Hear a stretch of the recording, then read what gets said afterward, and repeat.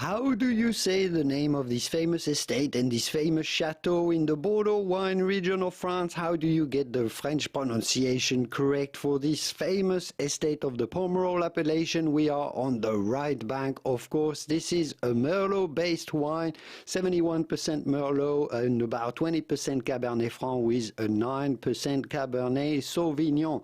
This is one of the most prestigious and one of the best of all Pomerol wines. So how do you go about pronouncing Petit Village?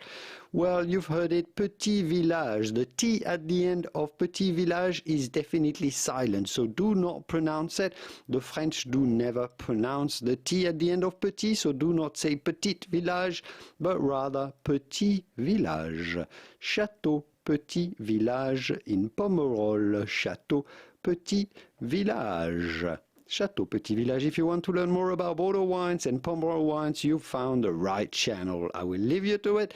And here are videos that you should watch next. I will leave you to it, and I will see you soon in the wonderful world of wine. Au revoir. Bye-bye.